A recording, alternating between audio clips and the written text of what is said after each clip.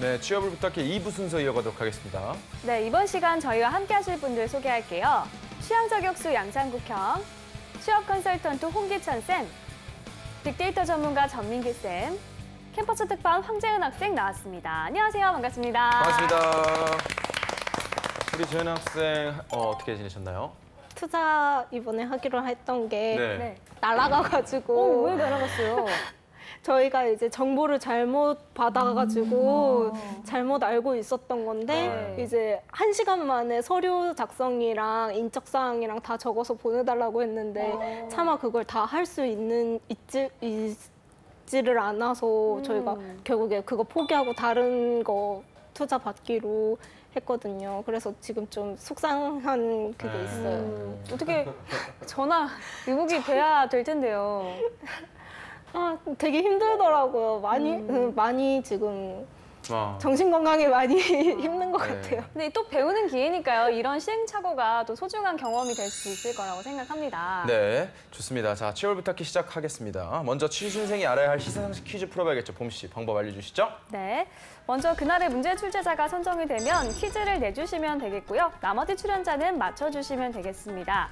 단, 캠퍼스 특파원에게 우선권이 있다는 점만 기억해 주시면 되겠습니다. 자, 그럼 오늘의 출제자는 누군가요? 누굴까요? 상국이 형? 홍쌤이네요. 홍쌤이네요. 오래간만이네요. 네. 문제 출제하겠습니다.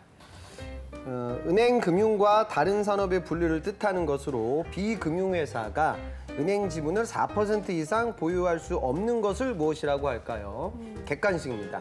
1번 정경유착, 2번 은산분리, 3번 법인세 인상, 4번 스핀오프. 2번. 오, 놀라운 일이 펼쳐졌네요. 오, 네. 정답입니다. 와. 아니 재정 씨가 그 앞단어 따는 건 잘하잖아요. 잘 맞히죠 그거. 그래서 뭔가 그럴 것 같아서 그냥. 그러니까 우리나라가 산업자본과 금융자본을 같이 가져갈 수가 없다라는 그 조항이 있거든요. 그 이유는 만약에 대기업에서 만약에 금융권을 쥐고 있으면 거기서 쉽게 대출을 받아서 사업을 할 수 있지 않을까. 그러면 이제 금융자산이라는 건 일반 시민들의 자산인데 거기서 리스크 요인이 있지 않을까. 뭐 이런 얘기를 하거든요. 그러니까 지금 우리나라 1등기업 삼성, 2등기업 현대자동차가 그 지주사를 못 두고 순환출자 제도를 쓰고 있는데 그 이유 중에 하나가 이런 은산분리도 있어요.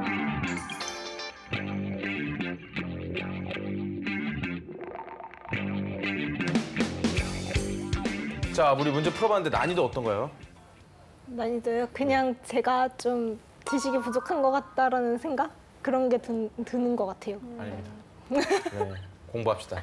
자, 취업 준비 퀴즈 풀어봤고요. 이제 본격적으로 오늘의 기업에 대해서 만나보도록 하겠습니다. 화면으로 함께 하시죠.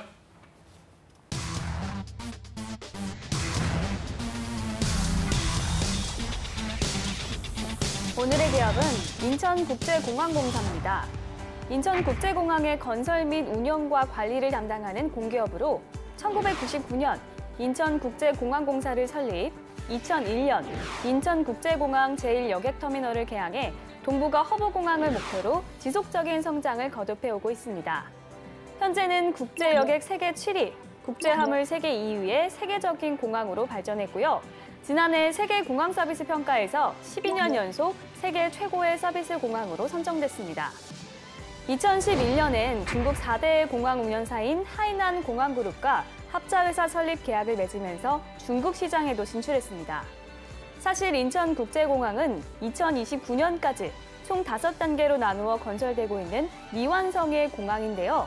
그만큼 앞으로도 발전 가능성이 더 큰 기업으로 평가되고 있습니다.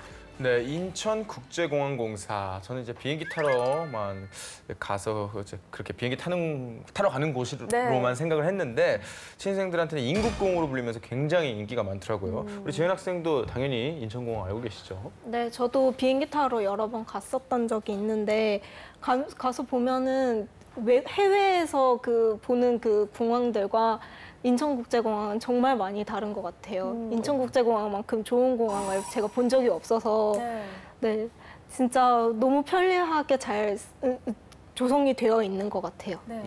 자, 꾸경님도 당연 알고 계시죠? 여행 네. 좋아하시니까. 예, 저도 뭐 여행을 좋아하고 인천국제공항을 많이 가봤는데 근데 인천국제공항에는 아주 좋은 시설들이 많습니다. 샤워할 때 얼마인지 압니까? 얼마인가요? 5,000원. 1,000원입니다. 오, 싸네요. 네, 그리고 영화관하고 인라인 스케이팅을 타는 데도 있고 스파를 하는 데도 있고 예, 인라인 잠자는 스케이팅은 어디서 타요? 호텔. 밑에 있어. 그 정확하게 가지고 스파는 아, 타보신 줄 예? 알고. 스파도 거기 인천국제공항 안에 그리고 잠자는 캡슐 호텔 캡슐 호텔, 알죠? 맞아요. 예. 그래서 인천국제공항이 거의 이제 세계에서 시설이나 이런 모든 면에서는 거의 탑급이 아닌가. 네. 진짜 너무 좋은 공항으로 저는 알고 있습니다. 네. 네. 네, 그렇죠. 그러면 이 시간 인천국제공항 공사에 대한 새로운 소식들도 알아보도록 하겠습니다. 먼저 빅데이터부터 알아보도록 할까요? 네, 인천국제공항공사에 관해서 1년 동안 1,500건 정도 언급이 됐습니다. 인천공항이란 연관어가 가장 많이 언급됐고요. 그 다음에는 이제 최근에 오픈한 제2여객터미널 관련된 이야기들 상당히 많았고, 면세점이라든지 스카이 페스티벌이라고 해서 이제 인천공항 잔디광장이 있대요. 그래서 뮤직 페스티벌을 매해 이제 9월에 하는데 이게 또 음악 좋아하는 분들 사이에서는 많이 회자가 되고 있더라고요. 그 외에는 이제 취업과 관련돼서 아까 인국공이라고 하면서 많은 취준생들이 여기에 대해서 관심 많다고 했잖아요. 뭐 정규직, 비정규직, 채용, 계약, 그다음에 뭐 자소서 이런 채용과 관련된 단어들 볼 수 있었습니다. 네. 홍 선생님, 그렇다면 인천국제공항공사의 공채 어떻게 진행될까요? 공기업 중에서는 뭐 가장 선호도가 높은 공기업이 아닐까 생각돼요. 그래서 취준생들 사이에서 인국공 이렇게 많이 회자가 되는데 지금 이번에 18년 하반기 때 인국공 채용형 인턴 채용이 있었는데 공고가 열렸고요. 역대급 채용입니다. 그래서 지금 15년 동안 통틀어서 가장 많은 채용이 있었어요. 그래서 하반기 채용 규모가 공기업은 정확하게 인원수가 공표되는데 70명입니다. 그러니까 뭐 그렇게 들어가기만 쉽진 않을 것 같아요. 왜냐하면 이 세부적으로 지금 70명을 좀 쪼개보면 일반 사무직, 여기 문과 학생들이 많이 도전을 하게 되는데요. 경영이 12명, 그다음에 행정이 4명, 그다음에 장애인 특별 채용이 또 이루어져요. 인국공은 거기서 한 2명 정도 채용이 있고요. 기술직이라고 하면 건축이 2명, 그다음에 기계가 9명, 전기가 5명, 전산이 4명. 근데 아까도 우리가 나왔지만 인천공항공사가 지속적인 이제 설비 투자, 또 시공도 아마 있을 거예요. 설비 투자가 있기 때문에 토목에서 16명, 그다음에 요즘은 이제 인국공도 IoT 기술을 많이 활용을 지금 하고 있어요. 오늘 방송에서 그런 얘기가 나올 텐데 통신 전자 쪽으로 9명 또 채용이 많고요. 환경이 1명, 그다음에 또 여기도 장애 채용이 또 2명, 그다음에 관제식 쪽이 한 4명. 그래서 70명 정도의 채용이 있습니다. 아까 제가 채용형 인턴이라고 했는데 전화는 거의 다 되고 있어요. 17년 하반기 같은 경우에는 중도 퇴사자를 제외하고 나서는 다 100% 채용이 이루어졌고요. 그다음에 각종 그 가산점 제조들이 있어요. 그래서 여러분들이 보면 이 인국공을 생각하는 분들은 가산점도 좀 생각을 하셔야 됩니다. 실제로 한국사 능력시험 2급 이상이면은 한 3% 정도의 가산점을 공통으로 이제 부여를 하게 되고요. 그 다음에 직무들마다 나가는 가산점의 비중들이 좀 달라져요. 그러니까 기계 같은 경우에는 가스기사는 뭐 3% 정도의 가점, 그 다음에 일반 기계기사, 이게 기계과 친구들이 많이 따는 기사 자격증인데 요걸 취득하게 되면 5% 가점. 그 다음에 취준생들 힘들지만 기계 기술자를 취득하게 되면 10% 가점.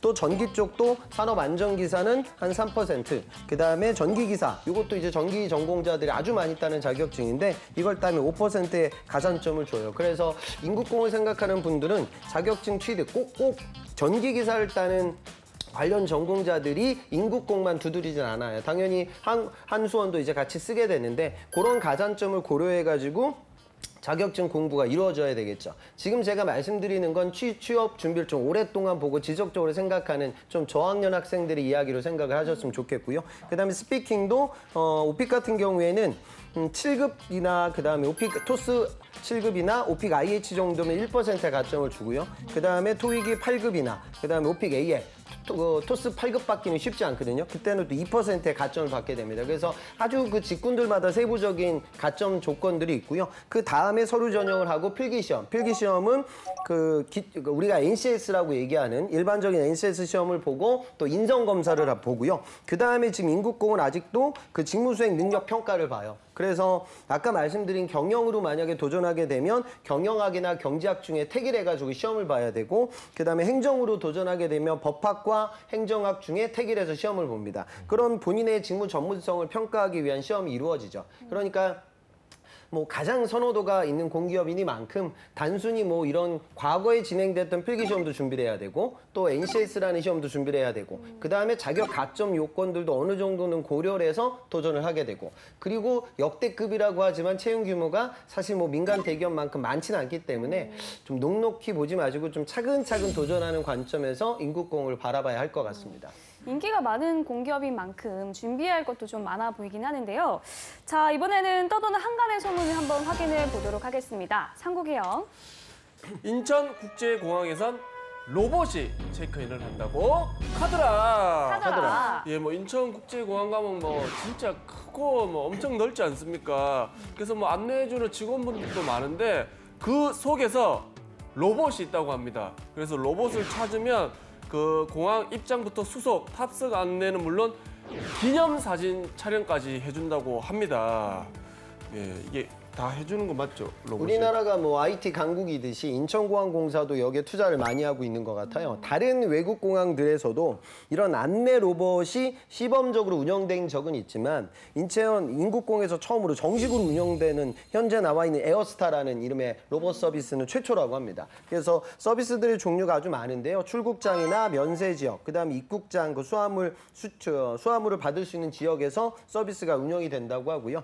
그러니까 우리가 공항 갈 때 좀 몇몇 헷갈리는 정보들이 있잖아요. 그러니까 저는 수화물에 뭐 전자담배 같은 거 넣어도 되나? 이런 것도 항상 헷갈리는 부분이고, 그다음에 배터리를 이제 뭐 넣으면 안 된다고 하는데 이게 어느 정도 배터리까지 안 되는 건지 막 이렇게 우리가 늘상 궁금해하는 부분들. 그러니까 거기 또 바쁘게 일하시는 분한테 물어보기 좀 겸연쩍은 부분들을 로봇한테 편하게 물어볼 수도 있고요. 그다음에 항공편을 말하면 이제 올바른 체크인 카운터 위치를 즉석에서 알려주고, 그다음에 원하는 경우 글쎄 어르신들한테 이건 좋은 것 같아요. 원하는 경우에는 직접 그 목적지까지 에스코트까지 가능하다고 해요. 에어스타? 로스앤젤레스 가는 비행기 알려줘. 비행편이 5개 있습니다. 보시면 몇 번째 비행편을 알려드릴까요? 이제 안내를 시작할게요. 현재 지도를 저를 보여주면서 위치를 따라오시면 보여주고 됩니다. 지금 현재 저와의 LM 거리가 카운터 사이에 가 멀어지면 있는 안내가 이동을 종료됩니다. 합니다.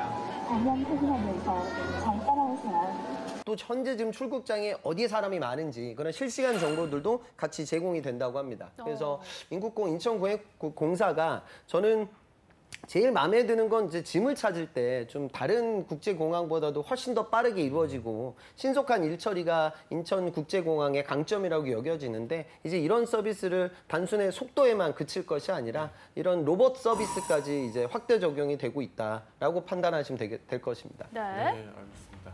자, 그러면 인천국제공항공사 직원들 연봉 어떻게 됩니까?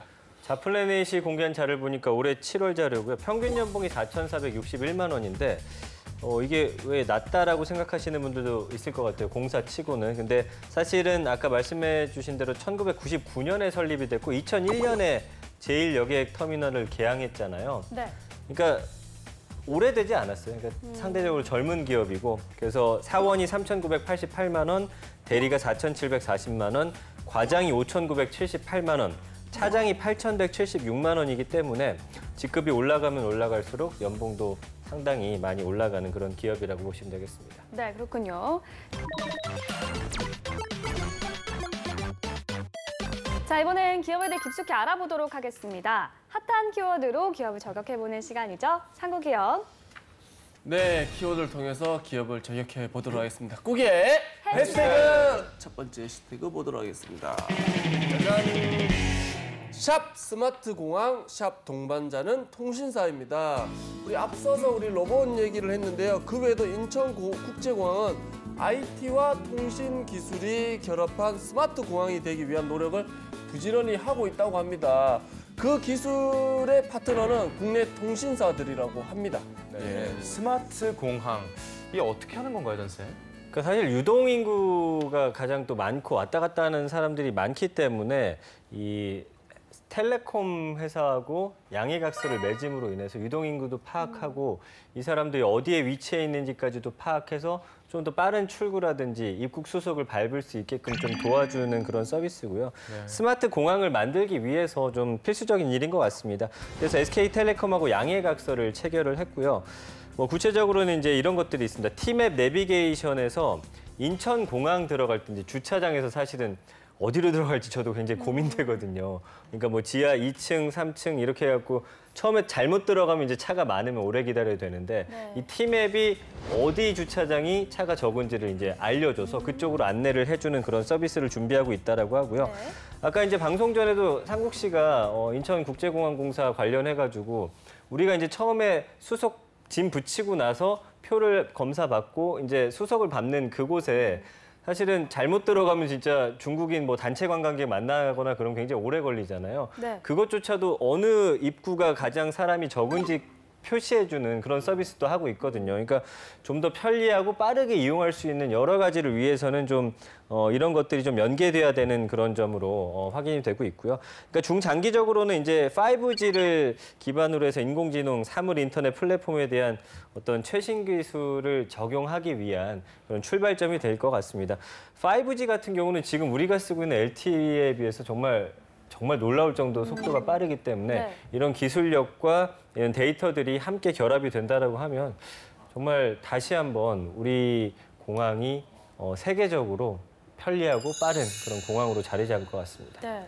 인천공항이 스마트 공항을 천명한 만큼 이 IT 같이 그에 맞는 분야의 채용도 좀 늘지 않을까 이런 기대도 생기는데 어떨까요, 홍쌤? 실제로 아마 그 IT 분야 투자가 더 많아질 것 같아요. 아까 제가 기술 분야의 채용이 상당수고, 그다음에 정보통신, 전통신, 전자 쪽이 9명, 그다음에 뭐 전기다, 전산 쪽에 채용이 많아지고 있거든요. 그러니까 이제는 공항이 그 물동량을 잘 계산해서 그 짐을 빨리빨리 찾을 수 있는 부분, 또 수속에 필요한 시간들을 세이브하기 위해서 실시간으로 정보를 고객들에게 쌓아주는 서비스, 그리고 제가 아까 말씀드린 로봇 서비스에 이르기까지 정말 다양한 인프라들이 많아지고 있죠. 그리고 또 항상은 우리가 아셔야 되는 부분은 공항은 절대 사건 사고가 있어서는 안 되고, 그다음에 지연되는 이런 연착 정보들을 고객들에게 빨리빨리 알려줘야 되니까 고신뢰성도 요구되는 거죠. 그러니까 전산 분야의 보안이라는 부분과 그다음에 아까 말씀드린 IoT와 관련된 다양한 공항의 융합형 서비스를 구현하기 위해서 IT라든가 소프트웨어 인력의 채용도 앞으로도 더 많아지지 않을까 판단됩니다. 네. 네, 알겠습니다. 자, 그럼 다음 해시태그 볼까요? 네, 다음 해시태그 보도록 하겠습니다. 짜잔!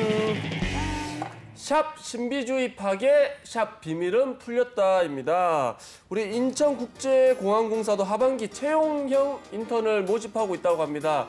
하지만 기존 그 모집하고 이번에는 좀 많이 달라졌다고 하는데, 그간 유독 신비주의 채용으로 정보를 제대로 알려주지 않았었는데 이번에는 일반 기업들처럼 확 열렸다고 합니다. 그래서 네. 다 알려줄 거라고 합니다, 아마. 네, 무슨 비밀을 풀었을까요, 전쌤? 그러니까 이전까지만 해도 공고에서도 명시를 좀 하지 않는 부분도 있었고요. 그다음에 시험 과정에 들어오면 비밀 서약을 좀 지켜야 되는 그런 일들도 있었다고요. 그러다 보니까 이 취준생들 사이에서는 정보 같은 게 조금 부족했겠죠. 근데 이번 채용에서는 공고에도 어느 정도 명시를 해가지고 취준생들에게 어떤 부분을 준비해야 되는지 좀 알려주고 이제는 약간 변화된 모습을 좀 보이려고 합니다. 그래서 일단은 뭐 한 가지 팁을 드리자면 경영진 분들이 이제 면접 볼 때는 뭐 이건 다른 데도 다 그렇겠지만 자기소개서를 굉장히 좀 유심히 보는 편이래요. 그러다 보니까 자기가 어필하고 싶은 부분이라든지 이런 부분을 좀 자기소개서에 밀도 있게 좀 넣는 부분이 중요할 것 같고요. 그다음에 토익 지원 자격이 800점으로 좀 높은 편이죠. 다른 기업에 비해서 한 100점 정도 높고 다른 기업들 같은 경우는 일단은 어느 수준의 점수가 되면은 그냥 그 이후에는 보지 않는데 여기 같은 경우는 이 공익 어학 성적 우대사항의 배점이 100점입니다. 그래서 고고익선이 아닐까. 높으면 높을수록 좋다. 그리고 우대사항이 어학 스피킹 보유자의 경우에는 서류에서 한 1에서 2% 정도 가산점을 준다라고 하니까 아무래도 좀 어학 성적을 높게 만들어 놓고 그다음에 자기소개서에다가 내가 좀 어필하고 싶은 부분들을 잘 이렇게 넣어둔다면 아마 면접 부분에서도 좀 잘 통과할 수 있지 않을까 생각이 듭니다. 네. 네, 이번엔 취준생들과 실제 면접 상황을 재현해 보도록 하겠습니다. 먼저 PT 면접인데요. 10년 후 이 기업은 이렇게 될 것이다를 주제로 발표해 주시면 되겠습니다. 인천국제공항공사의 10년 후 재은 학생 시작해 주시죠. 10년 후에 인천국제공항은 핸드폰과 인식기만 있으면 모든 일을 해결할 수 있게 될 것입니다. 개인의 핸드폰에 저장되어 있는 바코드나 QR코드 같은 코드를 이용해서 인식기를 대면 그걸 이제 여권 대신으로 이용을 할 수 있게 될 것입니다. 다만 이건 국내에서만 가능한 것이기 때문에 국외로 나갈 때는 당연히 여권을 챙겨야 하는 건 당연한 거고 이제 국내에서만 이용을 하는 거지만 보안에 있어서는 항상 충실해야 하는 것이기 때문에 계속해서 새로운 코드를 개발을 해야 한다는 점에서 중점을 둬야 한다고 생각합니다. 일단 분량이 좀 짧지 않나요? 하기 싫으면 하지 마. 아, 이런 식으로 할 거면 하기 싫은 것 같은데 지금. 질문이 있습니다. 일단 국내 같은 경우에는 뭐 핸드폰 보급률도 높고 그리고 뭐 기술을 적용하는 데 있어서 어려움은 없을 것 같지만 공항이라는 특성상 외국인들이 많잖아요. 그러면 모두가 적용이 되지 않을 수 있지 않을까요? 출입국 심사장에 가면은 보통 외국인들, 내국인들 따로 이렇게 나뉘는 것처럼 네. 그런 부분에 있어서 내국인들은 우리 공항에서는 좀 더 편리하게 사용할 수 있다. 이 부분을 확실하게 보여줄 수 있는 방법이라고 생각하기 때문에 네. 다른 공항들에 비해서 차별점을 둘 수 있지 않나라는 생각을 했습니다. 네. 네, 그렇다면은 질문이 더 없으신 것 같은데 정리해 보도록 하겠습니다. 전 선생님께서는 어떻게 보셨나요? 네, 시간이 부족했던 것만큼 내용도 좀 부족하지 않았나라는 생각하고요. 그러니까 재은 학생 같은 경우는 가끔 들어보면 내용이 괜찮은 내용도 있는데 그 말투라든지 약간 멈칫멈칫하는 그런 부분이 많다 보니까 실제 갖고 있는 실력에 비해서 내용이 좀 좋지 않다라고 느껴지는 그런 편견을 제가 갖게 될 때가 많거든요. 그래서 처음엔 그런 부분에 대한 지적이 있었을 때 또 연습을 해서 괜찮아졌는데 다시 좀 돌아간 듯한 느낌이 없지 않아 있어요. 그래서 말하기 연습을 좀 더 유려하게 할 수 있는 그리고 단어라든지 뭐 이런 것들을 평소에 쓰지 않는 단어들로 해서 좀 연습을 하면 어떨까. 근데 뭐 휴대폰과 인식기 이 부분에 대해서는 글쎄 뭐 새로울 것은 없었다라는 생각을 해봤습니다. 근데 진짜 재은 학생이 녹화 들어가기 전에 우리가 봤던 학생들 중에 가장 밝아요. 진짜. 근데 약간 녹화만 들어가면 뭘 발표를 할 때만 되면 조금 이렇게 주눅이 들고 외우듯이 하고 실수를 하면 안 된다는 뭐지 이거? 강박관념이 좀 있어요. 근데 녹화 전에는 진짜 그 어떤 학생보다 밝고 얘기도 잘하고 하는데 그런 거를 좀 이렇게 현장 녹화 때도 좀 보여주면 더 좋지 않을까라는 생각이 있습니다. 네. 계속 긴장이 긴장이 될 수밖에 없죠. 네, 민기 이해합니다. 쌤이 썩 편하진 않아요, 사람 자체가. 옆에 있으면 자리를 옮겨줄까요? 불편해요, 좀. 그렇다면 우리 상국이 형 옆자리 어때요? 그럼 좀 나아질까요? 글쎄요. 불편할 수도 있어요. 정답입니다. 네. 그렇다면 홍상께서는 어떻게 보셨나요? 지금 뭐 바코드, QR코드 뭐 이런 이용객들의 편의성 증대에 대한 초점으로 맞춘 것 같은데 이건 이제 너무 다 일반적인 이야기고요. 실제로 지금 인천공항공사가 어느 정도냐면 이제 조만간 이제 서비스가 이루어질 텐데 우리가 해외여행 갈 때 짐을 들고 가야 되잖아요. 그러다 보니까 뭐 리무진 버스도 타야 되고 꼭 차를 이용해야 될 때도 있고 상당히 좀 불편하죠. 이 짐을 그냥 집에서 택배처럼 보내는 서비스도 이제 조만간 런칭이 될 거예요. 그러니까 공항에서 진행되고 있는 서비스가 지금 재은 학생이 얘기했던 수준으로 얘기하면 별로 크게 와닿을 것 같지는 않고요. 그 서비스의 질을 여러 가지 관점에서 우리가 바라볼 수 있을 것 같아요. 공항의 경쟁력은 인천공항의 주요한 경쟁력은 환승이거든요. 그러니까 결국 우리나라에서 해외로 가고 또 해외에서 우리나라 오는 고객들만 이용하는 공항이 절대 아니에요. 그러니까 결국 이런 환승이라는 부분을 잘 활용해서 공항의 퀄리티를 높여야 하는 부분, 또 면세라는 부분들도 저는 공항공사 인천 갈 때마다 느끼는 부분이지만 면세 서비스가 정말 쇼핑하기가 좋은 공간인 것 같아요. 그 어떤 공항보다도 좀 좋은 공간이 아닐까 이런 생각이 드는데 이 부분에 있어서의 매출 증대, 뭐 이런 부분들도 공항이 여러 가지로 노력을 하고 있거든요. 그러니까 면세라는 어떤 부가적인 서비스, 그다음에 이런 아시아 허브 공항으로서의 어떤 거점의 특징, 그리고 지금 다른 홍콩이라든가 싱가포르에 있는 공항들과의 치열한 경쟁 상황, 뭐 이런 좀 주변 환경에 대한 접근이 있고 그 이후에 뭔가 부가적인 아이디어를 개진해야 답변의 퀄리티가 올라가지 않을까 그렇게 생각됩니다. 네. 자, 이번엔 실전 면접 두 번째 기출 문제를 풀어보도록 하겠습니다. 상국이 형. 자, 인천공항의 SNS 홍보를 할 수 있는 좀 기발한 아이디어가 있습니까? 인천공항은 땡땡땡입니다를 멘트로 해서 UCC 영상이나 아니면은 광고 공모전을 개최를 해서 그걸 SNS에 홍보를 하는 방법이 있다고 생각합니다. 그래서